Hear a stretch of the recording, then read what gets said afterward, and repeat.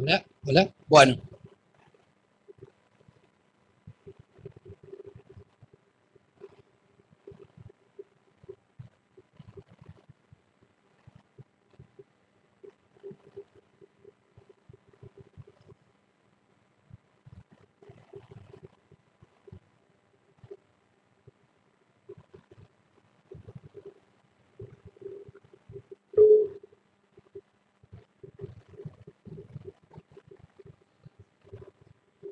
bueno, vamos a continuar y la parte de la tarde de hoy estaba íntegramente dedicada al pensamiento de Rodolfo Kusch y por eso hemos invitado y yo de forma personal les agradezco y todos los que hemos estado trabajando en la organización del coloquio también, a Elizabeth Lanata de Kusch, la mujer de Rodolfo. O sea, no hace falta decir más nada. Es Elizabeth Lanata de Kusch. José Tassat, que es de la Universidad Nacional del 3 de Febrero, que viene llevando adelante todo un trabajo sobre Kusch y que en este último tiempo está trabajando con Elizabeth en la digitalización de la biblioteca de Rodolfo Kusch, que, bueno, no sé si todos saben, esta biblioteca está en la casa donde vive actualmente Elizabeth, en Maimará, provincia de Jujuy. Domingo Higuina, que es de la Universidad Nacional de Córdoba, de la Facultad de Letras, y Alejandro Bobo Taylor, que es artista plástico y que, bueno, una vez que concluyamos con la mesa, la idea es hacer una visita guiada a la obra de Alejandro, que está acá en la Ciudad de las Artes, que, bueno, nos parecía muy interesante. Eh, Me estaba diciendo José que para introducirnos al mundo de Rodolfo Kusch, empezaríamos en realidad con un pequeño video que él trajo, que es un buen modo de entrar en el mundo de Kusch, y después, bueno, cada uno irá tomando la palabra.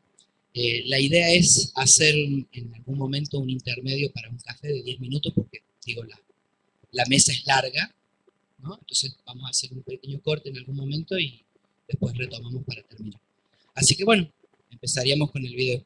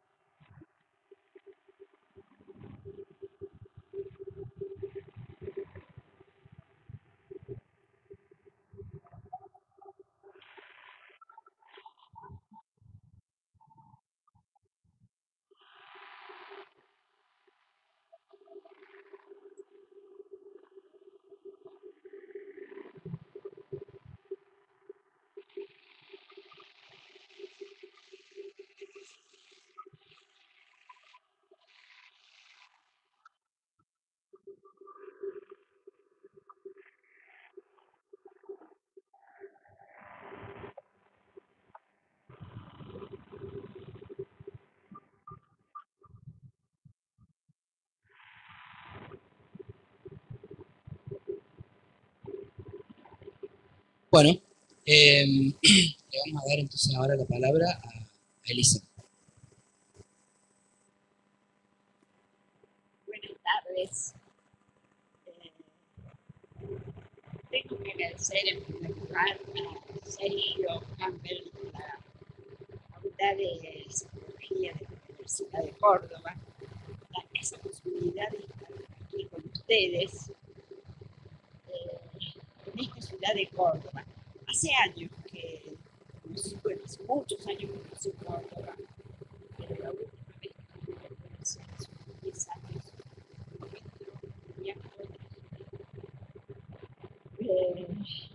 y hoy sábado una ciudad con un centro colmado de gente. Y entonces era preguntarme, voy a participar en una reunión donde se va a hablar de psicología. Y una psicología que pone a la racionalidad en tensión. ¿Qué será eso de poner a la racionalidad en tensión? Entonces pienso en aquellas cosas que decía, que hablábamos con Rodolfo Busch, y los principales, diríamos, ejes de su pensamiento, cuando él nos habla de un ser y un estar. Un ser que sería el ser del hombre de la ciudad, ese ser que tiene la vocación de ser alguien. ¿Y cómo es eso, ser alguien? Ser alguien en donde somos sujetos frente a un mundo de objetos. Desde chiquito, desde que vamos a la escuela, desde que somos muy pequeños, se nos enseña a esto, a separarnos, nuestro yo, separarnos de un mundo de cosas, de un mundo al cual ponemos nombre a las cosas. Y eso nos hace ser relacionables, las cosas que sirven cada cosa. Esto es útil, no es útil, lo quiero, no lo quiero. Ese sería, yo creo que todos en esa forma, en esa. Frente a eso yo les hablaba, les decía de un estado, que no es un estado quedado, quieto, sino un estado en donde no se hace esa separación de sujeto frente a objeto. Podemos ver, por ejemplo, en la quebrada mismo de Mahuaca. No digo los chicos que ya han ido a la escuela, porque en la escuela ya les da esa formación del yo frente al mundo, sino de esas familias tradicionales que podríamos encontrar en todo caso internándonos en quebradas aledañas, en la quebrada mismo de Mahuaca, donde ni siquiera hay gente que todavía sabe escribir. Entonces ahí ya es otra la actitud, es otro lo que podríamos percibir en la gente, donde cualquier acto humano se vincula con esa naturaleza en la cual está viviendo. Hay una lectura que está publicada que se refiere a una charla que había dado en una escuela secundaria sobre el Día de las Américas. ¿Qué se celebra el Día de las Américas? La unión de los mexicanos. Es una unión en que se nace elementos comunes a todos los pueblos de América. Por ejemplo, las instituciones. Todos los pueblos de América han recibido la corte de Europeo, formas, digamos, occidentales. Así tenemos Estado, la iglesia, el ejército, la escuela. Todo esto es con modelos occidentales. Todo eso forma una superestructura. La superestructura está sobre un suelo. Sería el suelo América. Y alguien llama también el pozo de América. Yo me acuerdo que ya chicos, en mi escuela, la profesora era una escuela técnica, los chicos me decían, y nosotros, ¿qué les parece? ¿Dónde están ustedes pensando en el pozo de América? ¿Y qué es el pozo de América? Es ese lugar donde hay una gran producción de indios, negros, que no les interesan las últimas teorías de lo que tiene que ver con la economía, la educación. Lo que les interesa es la sobrevivencia. En eso es donde se dan todas aquellas otras formas de una forma cultural que es distinta. Últimamente se ha estado hablando mucho ya hace cuántos años que he tenido estas discusiones sobre el tema de la multiculturalidad y la interculturalidad. Se puede reconocer multiculturalidad que existe mucha. Sí, hay existen las diferencias, hay. Y es posible que puedan relacionarse hay un respeto entre las culturas. Occidente respeta culturas, Asia o América respetan las culturas al punto que sea posible hablar de una interculturalidad. Incluso uno de los que nos hablaba más imposible salvar ese vacío cultural que se puede dar en las culturas, en la experiencia de estudiar justamente lo que piensa es imposible. Bueno, digamos, yo le voy a dejar por la palabra.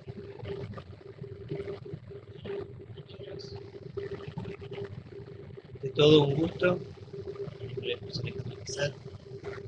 Supuestamente habla el grado de estudio que tengo, es que soy psicólogo, pero eso no habla de mí, en todo caso habla de una acreditación de conocimiento. Yo siempre me defino como un sereno inquieto y desde esa inquietud serena, en una institución como la Universidad Nacional del 3 de Febrero, que tiene apenas 15 años, permite hoy en día seguir expandiendo sus horizontes académicos.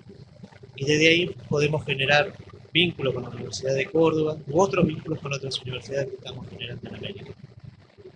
Empezamos a trabajar el pensamiento de Rodolfo Kusch hace 4 o 5 años. Yo conocí el pensamiento de Rodolfo Kusch en el 2008 en las clases de Carlos Cushing, en el doctorado en educación. Me impactó lo cercano a la práctica académica de sus palabras. Sus prosas son muy simples y no entendía por qué estaba escondido todavía en el campo académico. Tuve la posibilidad de estar con Buenaventura Sousa Santo en Coimbra y me decía, es muy raro que semejante pensador al día de hoy no sea conocido. Me parece que eso obedece a la cantidad de sombras que tenemos en el campo académico, tan pulcros que no reconocemos a cuestiones muy propias.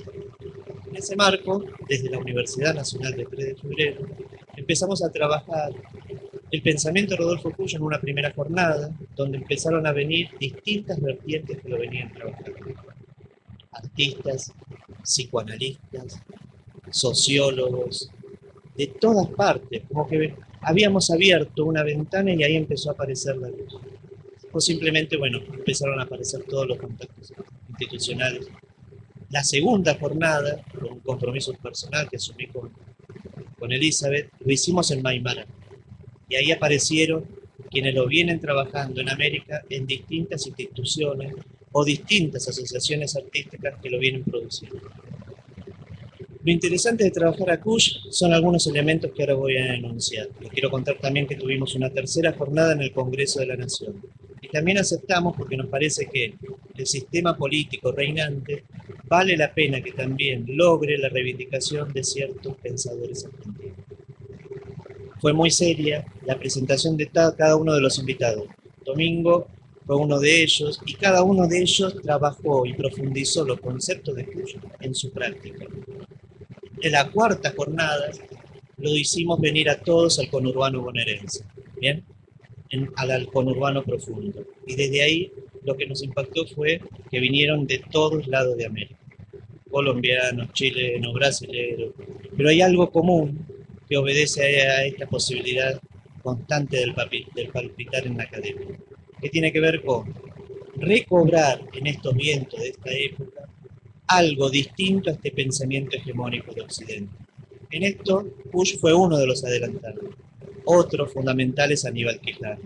Otro es José Santo en Chile. Otro es Milton Santo en Brasil. Otro es Reverato en Uruguay. Y así uno puede hacer cualquier cantidad de enunciaciones de autores que vienen pensando esta manera, desde que el conocimiento no es aislado de un lugar y no tiene tiempo. Ayer Sergio trabajaba la noción del tiempo, y la noción del tiempo en la modernidad sigue siendo supuestamente simultánea. Y nosotros lo que venimos a decir es que es sucesiva. No hay un tiempo único y universal. No hay un conocimiento desarraigado de un lugar. Está implicado en un sentido y compartido con nosotros. El ámbito de la cultura, dice Kush, tiene que ver con esos símbolos compartidos de horizonte para ver nuevos horizontes. Y desde ahí me parece que Kush aportó mucho a las distintas vertientes. No solo terminamos en la jornada de Kush, empezamos a trabajar junto con otras universidades americanas, Universidad Federal de Bahía, donde también nos acompañó Elizabeth, y la Universidad Católica Silva Enríquez de Chile, dos eventos que tienen que ver con pensar América desde el diálogo de distintos pensadores, siempre en el marco de lo interdisciplinar. Es muy extraño que Kush trabajaba sobre el valor de sentido que tiene el saber popular, tan negado en el pensamiento occidental, como la misma forma lo trabajaba Milton Santos en el tema de la identidad y el territorio y el saber popular. Siempre hay algo ahí de lo negado en Occidente que Occidente no quiere tomar en cuenta, pero insiste, persiste, está ahí. ¿Y es qué es lo que está? Aquello de lo que no se puede negar, que tiene que ver con la vida. Y desde la universidad lo que hicimos es esto, recobrar vínculos, relaciones. Ahora proyectamos una jornada con la Universidad Nacional de Córdoba, junto con una cátedra de pensamiento nacional y latinoamericano para el mes de agosto 20, 21 y 22, trayendo a distintos profesionales que vienen trabajando la temática lo interdisciplinar y el pensamiento americano. Nunca nadie sale de sus sombras. Ahora es cierto que también necesitamos convivir, y en esa convivencia aportar estos pensadores que vienen trabajando lo de este ámbito. En el video vieron que Kush trabaja algo muy interesante de la lógica, que no es la lógica dual. No es que él solamente recobró el pensamiento andino.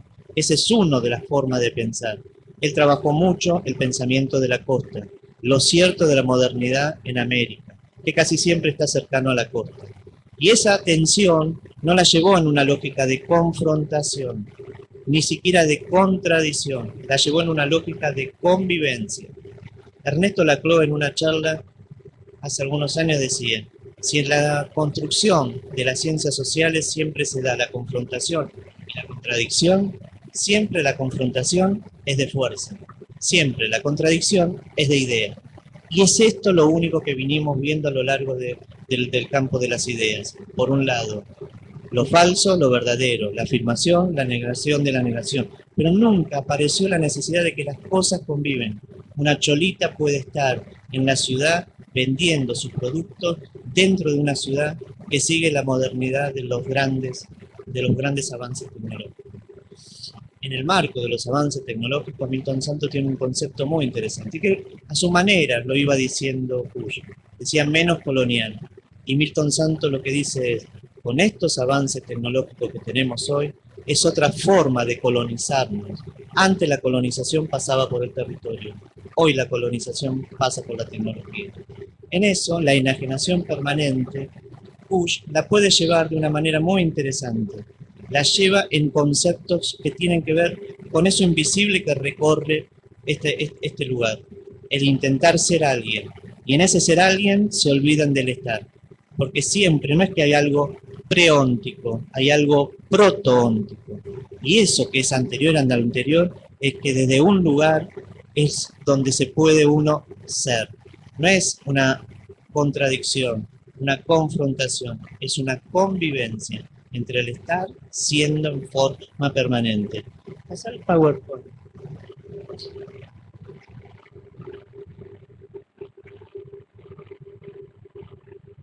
Esta tensión es la que él trabajaba, ¿bien? Y lo escucharon ustedes en el video. El video está hecho por Juan Pablo Perch y Juan Pablo Pérez, dos inquietos cuyanos que vienen trabajando mucho a Cuyo. En esa tensión del ser, es esa preocupación permanente del modelo occidental, moderno, racional. Chuck Taylor es un autor actual que vale la pena tener en cuenta. Fuentes del Yo, con su pensamiento canadiense, un pensamiento bastante interesante, trabaja muy fuerte este tema de que hace más de 300 años no salimos de esta misma órbita.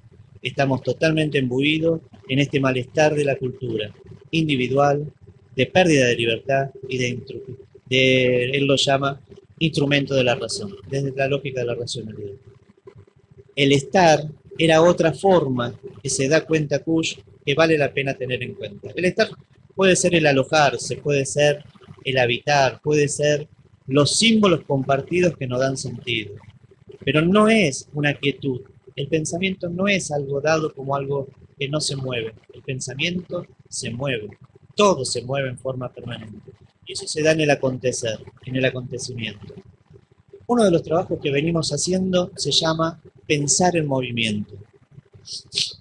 Pensar en movimiento es generar la posibilidad de brindarle a los docentes un recurso didáctico en el aula con pensadores americanos.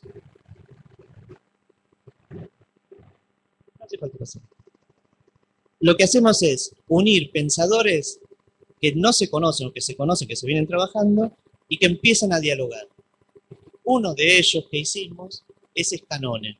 No sé si lo conocen a Scannone. Es uno de los fundadores también de la filosofía de la liberación, junto con Carlos Cullen. Y lo que Scannone dice en uno de los videos es: siempre hay que tener en cuenta tres grandes saltos del pensamiento universal. ¿Bien? Para él, uno es Cusco. ¿Bien? Otro es Grecia y otro es Jerusalén. Y cuando uno le pregunta a Scannone dónde está ese salto, lo establece. Los griegos estuvieron más preocupados por el ser, en Cusco estuvieron mucho más arraigados en el estar, pero sin la expectativa del horizonte del acontecer, no hay posibilidad de vínculo humano, no hay lazo social. Bien, y me parece que es esto lo que vale la pena rescatar en Cuyo. Esa forma lógica adelantada de la convivencia, donde el tiempo es sucesivo y convivimos entre todos.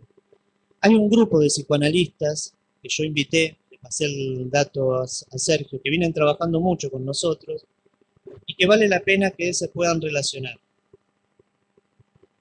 Es un grupo de psicoanalistas que trabajan en hospitales públicos de la ciudad de Buenos Aires, que se reúnen por voluntad propia, por la apropiación específica de este trabajo a partir de Cush, y que sus nombres son Adriana Bucay, Claudia Kosinski, María Inés Ferrari, Graciela Saldaña, José Luis Silva, Karina Maidana y Andrea Berro. Y les leo algunas cosas de ellos, que me parece apropiado y pertinente para este encuentro. ¿Qué nos interesa trabajar de Cush? De nuestro trabajo va quedando como resto. ¿Qué es posible avanzar más allá de la nosología, de las instituciones, de la ciencia? Esto nos llama, acerca de su propuesta de replantear la escucha en cualquier terapeuta que se sostenga en pensar el malestar como enfermedad. adaptación o criterio de normalidad. Y acuerdan con Kush. La neurosis arranca por sobre todo en la imposibilidad de vivir en el plano del ser. Su aspecto como enfermedad solo surge en tanto la ciudad quiere imponerse. La irracionalidad como condición de la vida la encontramos en lo real de la clínica. Me parece que es un grupo de psicoanalistas que hace muchos años vienen trabajando a Kush y que vale la pena vincularse. Esa es una de las vertientes que pueden trabajar a Kush. Uno de los fundamentos de Kush tiene que ver con el método. Y el método que él trabajó fue la escucha, fue los sentidos. La escucha es poder constituir el sentido a partir de lo que al otro le va ocurriendo, ¿no? Justamente acá vengo a hablar donde supuestamente la escucha es uno de los baluartes. Y me parece que ese es el método que él constituyó, un método muy interesante. Un método que recobró en la palabra del otro el sentido compartido. Y trabajó, pasale otro. Trabajó un cuadrante muy interesante que tiene que ver con un solo lugar de ese tiempo-espacio nosotros vemos.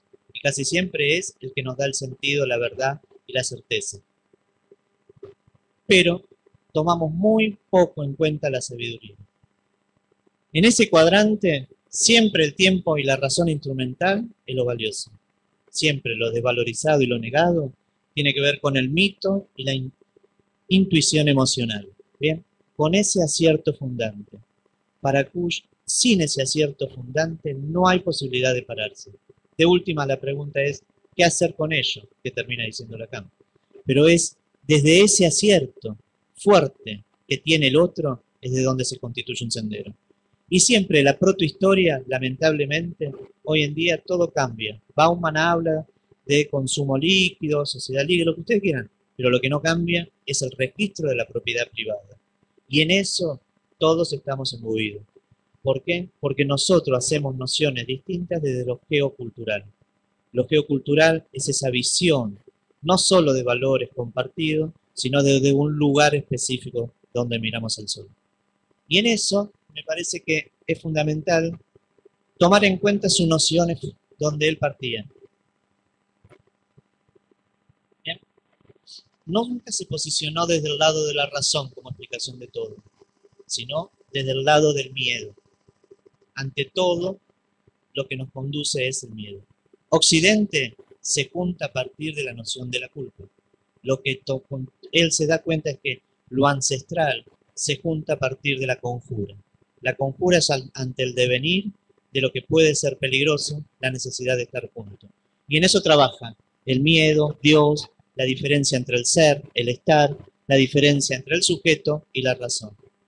La ciencia hoy en día sigue en una lógica circular paradójica, porque su lógica deductiva o inductiva, deductiva, del todo a la parte, ¿no?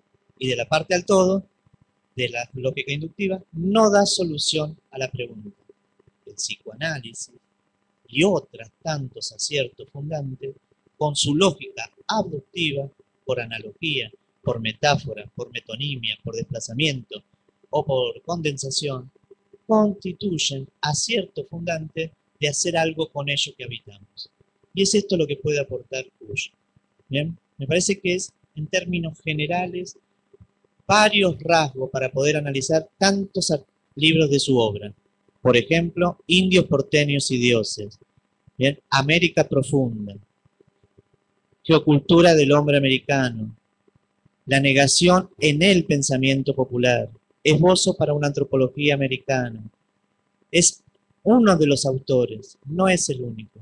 Hay otros tantos que vale la pena recobrar y aportar. Por eso, para nosotros, desde el campo de la universidad académico, es la necesidad de vincularnos, de constituir nuevas formas interdisciplinares en el aprender. ¿Bien? Desde ya, muchas gracias.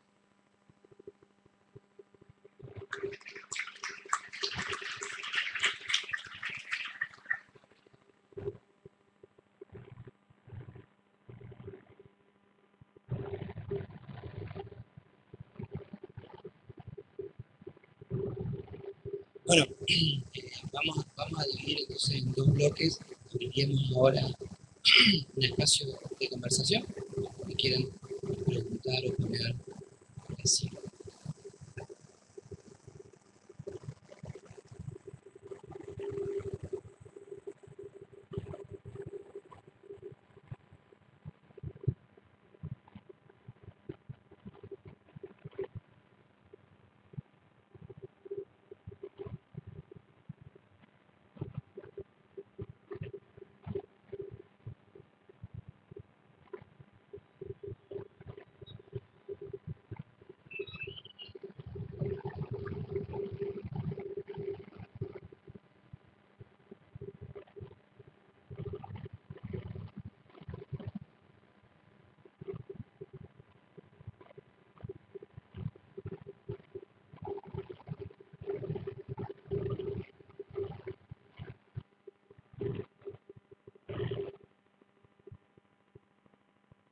Eh, Quería agradecer la exposición y por otro lado preguntarles, eh, estaba viendo allí a Cuyen, ¿cómo se llama? Yarruli.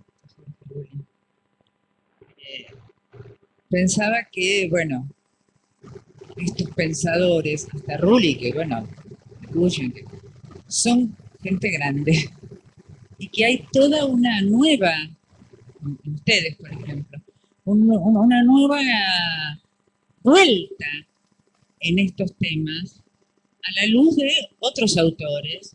Algunos son europeos también, ahí estaban. Entonces, me interesó muchísimo una parte donde Cuyen dice, ¿qué pensaría hoy eh, si estuviera vivo de que, por ejemplo, Evo Morales es presidente de Bolivia? ¿Qué pensaría hoy de, yo continúo, ¿no? Todos los cambios que han habido de hace 30 años ahora en estos temas y que por suerte los escucho a ustedes, escucho a otros, y he escuchado a otros, que ahora ha vuelto, porque yo hablaba con alguien hace un rato, antes de comer, o sea, hubo todo un movimiento que se paró en el 76. El 76 fue un quiebre en la Argentina que paró un movimiento de pensamiento americano, digamos, fuerte. Y que hoy, en los últimos años, ha vuelto. Y que eso tiene que ver, me parece, con, no sé si quiero saber lo que ustedes piensan, con esta nueva distribución que hay en América Latina y sobre todo en América del Sur. Y en Centroamérica también.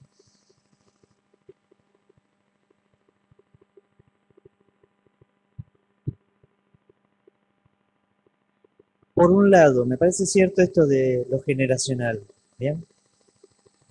Hogan dice que la vida se da por generaciones, uno convive con su generación. Me parece que sí es cierto, pero a nosotros nos tocó el vincular las generaciones, por lo menos a mí, desde mi generación. Y estamos vinculando a todos los que estuvieron cercanos a Kush con todos los jóvenes que lo vienen trabajando. En el libro de producción que hicimos, El Hedor de América, que es uno de los artículos de él que publica en la revista Dimensión en Santiago del Estero, bien, de uno de los hermanos de Santucho, a partir de eso vinculamos a jóvenes que están en la Universidad de Salta trabajando sobre política y pensamiento americano. Bien, a artistas que tienen que ver con Juan Pablo Berch, que es uno de los que ustedes vieron esa muestra. También está Diego Pérez, que es un filósofo que se recibió hace muy poco y viene trabajando lo tuyo. Nos queda a nosotros la construcción vincular, eso estamos seguros. Pero también es cierto que nunca las cosas se dan de a una. La modernidad insiste con eso, de que las cosas tienen que ser pensadas en lo absoluto. Pero las cosas se siguen complejizando y cada vez más. Duvet, no sé si está Franco por ahí, ¿no? Tengo un video de Duvet, que es un pensador francés muy reconocido en el campo de la educación, que dice en un momento, que me parece que es esto, son vientos que están cambiando esta forma de hastío general al habitar en el marco del consumo y la enajenación. Pero también lo que pasa es que el pensamiento francés, y expresado por Duvet, en una de las entrevistas que le hicimos en la universidad, termina diciendo, ustedes, los americanos, siempre quisieron ser europeos. Progreso, progreso, progreso, y llegaban a ser europeos. Y ahora, nosotros los europeos, nos damos cuenta que queremos ser americanos. Pero ahí hay algo interesante a tener en cuenta. En esa órbita de la que no se sale de hace 300 años como la lógica de la razón, es que el pensamiento occidental siempre giró en la lógica de la igualdad de oportunidades, cuando lo que realmente, lo que mueve la historia, es la desigualdad de esas oportunidades y el habitar y vivir en la diferencia. Es muy interesante esa tensión que se está dando hoy en día en el campo académico, tan reiterativo y tan poco creativo. ¿Bien? No se crea de la nada. Es cierto que hay que tomar las tradiciones, pero también es posible recrear con aporte específico de quienes lo vienen produciendo, silenciados, ocultos, escondidos, ¿bien? Pero con ellos se puede hacer algo. Yo diría, últimamente recibí de revistas virtual, digamos, algunas notas, por ejemplo, de un señor de Guatemala que habla respecto de las ideas que son ingenuas, de un señor peruano. Bueno, notas muy interesantes, yo se las voy a dejar. Ahora, lo que me pareció más interesante, me habían incluso pedido la opinión, es un amigo que está con su señora en Antofagasta, en Chile, y ahí ya, bueno, ellos eran de Buenos Aires y ahora están viviendo en Chile. Y me manda un trabajo que es resistencia y fagocitación. Con respecto a resistencia y táctica de Michel, bueno, Cheró, no me acuerdo bien el apellido, que es un autor, un historiador, donde habla que a partir de la historia en América, de los pueblos, se va dando una forma que sería de resistencia hacia determinados conceptos que se juegan, determinados principios, concepciones, y eso él lo compara con Kusch, ese autor, Hugo Finola se llama, la fagocitación de Kusch. La fagocitación, con la idea de que lo americano toma a lo europeo, a lo occidental, lo fagocita. Sería también una forma de resistencia. Muchas veces cuando tengo visitas allí en mi casa en Guimará, me dicen, pero ¿y a usted qué le parece? ¿Qué podemos hacer? Digo, bueno, en primer lugar, tratar de tener una idea clara de la realidad que vivimos y de lo que nosotros podemos querer en esa realidad, si estamos de acuerdo, conforme, no. Entonces, a partir de ahí, pensar, ¿podemos hacer algo por aquello en lo cual nosotros creemos hacer algo? Digamos, si se trata de un profesor, bueno, en las clases puede sembrar, poner su semillita. Y si no, bueno, la actividad depende. En un trabajo de Bush por ahí dice, el hombre ya se deforma en los trabajos. Cuando el hombre empieza a trabajar, ya es como una deformación, o es algo especial que le va pasando al hombre. Entonces, bueno, vuelvo a esto. Tomar una actitud. Pensar, sí, esto es lo que yo creo, esto es lo que yo quiero, esto es lo que me parece. Y a partir de ahí hay una palabra. Justamente es resistencia. Y creo que es lo que nos puede ayudar mucho. Ahora, me pregunto, ¿qué diría, pues, por ejemplo, de lo que está pasando en Bolivia? Yo no sé, yo no puedo decirlo. Ustedes han leído a Kusch, saquen sus propias conclusiones de lo que podría decir Kusch. Hace poco escuché un comentario, no de Jorge Rulli, sino de alguien que forma parte de ese equipo de reflexión rural, que decía, tanta admiración por Evo Morales, y miren lo que está haciendo Evo Morales, está entregando, pero no sé si se refería al petróleo, a la minería, está entregando a minería. No sé. Bueno, yo no estoy tan informada de eso. Pero, bueno, El grupo de reflexión rural que maneja Jorge Rulli, al que perteneció mi compañero un tiempo, y el que se fue por diferencias, me parece, no tiene nada que ver, es una acotación, ya que usted habló de ese grupo de reflexión rural. Me parece que hacen lo contrario de lo que vos decías, ¿no? No llevan a la convivencia, tienen una idea rupturista y extremista, no en el sentido del extremismo, no sé, Jorge Rulli dice que no puedo comer una galletita si no salió del maíz que yo me planté, qué sé yo. Lleva las ideas a un extremo que hace muy difícil la convivencia con otros pensadores. Ese grupo, me parece, ¿no? sí, de acuerdo con lo que está diciendo. Ahora, yo estudié abogacía, la estudié en los años en que estaba el primero y segundo gobierno, no, y ahí me tocó estudiar también, bueno, la Constitución de 1949, la Declaración de la Independencia Económica de 1947, los planes quinquenales, me tocó estudiar todo eso. Y era impresionante, era como si fuera a partir de nosotros mismos, a partir de nuestra gente que se iba creando todo. Todo eso se borra en 1956. No es casual también, no solo fue en Argentina, fueron en países de Latinoamérica donde cambian los gobiernos populares de esa época por otro tipo de gobiernos. Entonces, bueno, con el tiempo uno va pensando, pero ¿qué pasó? ¿Qué pasó? ¿Hubo algún tipo de presión extranjera? Y sí, no sé, yo no me manejo así en el campo de la política internacional, pero es lo que nos hace pensar, ¿no? Entonces, ¿y qué quedó de todo aquello? Yo me acuerdo cuando tenía que estudiar los estatutos de Elma o de Fama, empresas que eran argentinas y que hacían sus propios estatutos. ¿Y en qué quedó todo eso? ¿Qué nos pasa hoy? Entonces, no sé, tratar de hacernos una idea a través de conversar, a través de lo que nosotros podamos investigar y conversar entre nosotros, poder hacer una idea y unirnos en eso y de ahí eso de la resistencia. Lo bueno que trajiste a Cuyen, porque tenía un texto para terminar con él que no lo terminé, así que aprovecho y lo leo. Este es un artículo junto con el grupo de psicoanalistas que se va a publicar en Indicadores Culturales de este año en la universidad.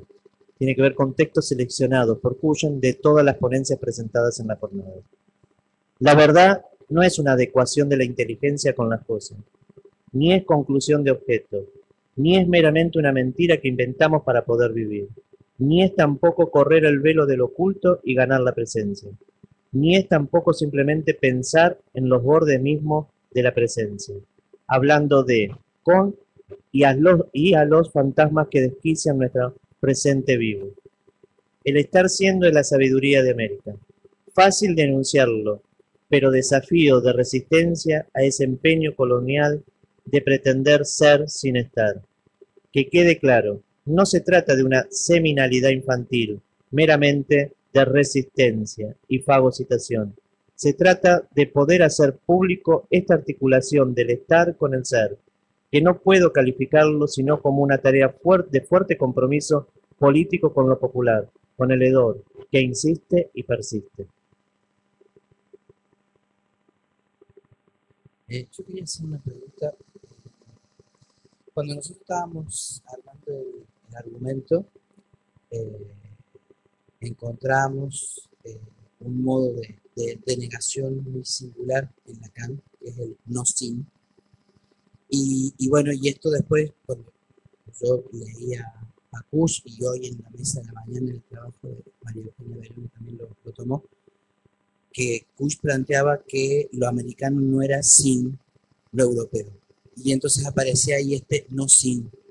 Y entonces, bueno, por ahí quienes trabajamos con Lacan tenemos un poco más claro de cómo es que funciona el Lacan, el no sin, pero no tanto quizás en Kush, cómo es que Kush plantea esta idea del no sin. Él trabaja lo que es el libro sobre la negación en el pensamiento popular. Es bastante interesante, porque de última lo también trabaja Kuchen, es cómo insiste y persiste en una afirmación lo negado. ¿Bien? Convive con uno, y eso que uno niega, que está tan presente, es parte también de uno. No hay nada que se aleje en la afirmación de aquello que no quiso hacerse cargo. La teoría es lo dicho, pero hay que hacerse cargo de lo no dicho, de lo dicho. En toda palabra aparece algo invisible que lo rodea y que habla de algo implícito que conlleva todo lo negado. La conquista no es otra cosa que no querer ver el acto fuerte de violencia de asumir ese terreno de soberanía propia para después conllevar otro territorio. Esa conquista de dominación que se conlleva en la verdad, en la certeza, lleva implícito toda esa negación de la historia. Lo ancestral nunca está en el pasado, lo ancestral siempre está en el futuro. En estos vínculos que empezamos a generar, un filósofo de Bahía, Eduardo Oliveira, trabaja que la utopía siempre está en el pasado, porque desde esos puntos de construcción lógica distinta es de donde podemos hacernos cargo para de ahí hacer otra cosa. ¿Conmigo querés decir algo? Qué sorpresa, buenas tardes. Me parece que para entender este punto del no sin, perdónenme, entro como ignorante supino en el tema.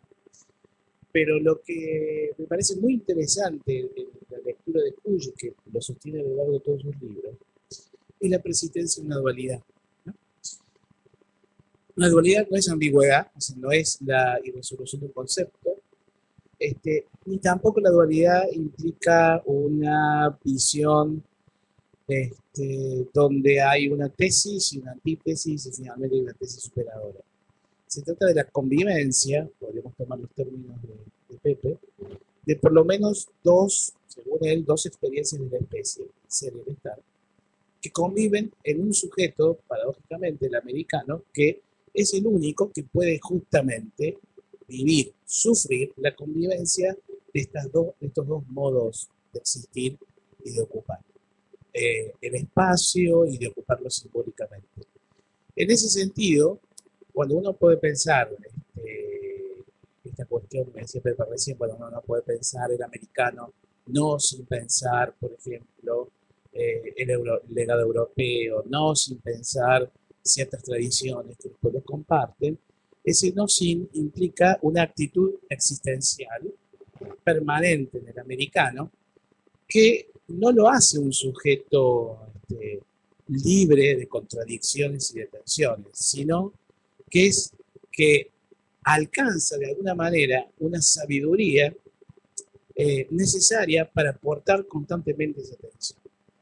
Constantemente nos estamos definiendo, sí, somos americanos, pero al pensarnos como americanos, inmediatamente va a saltar la objeción, por ejemplo, de que portamos o practicamos determinada lengua, que en principio tenemos determinada fe, que en principio practicamos cierta forma de conocimiento, es decir, cualquiera que se pone a pensar en un punto, digamos, de alguna manera una identidad americana, le salta el no sin.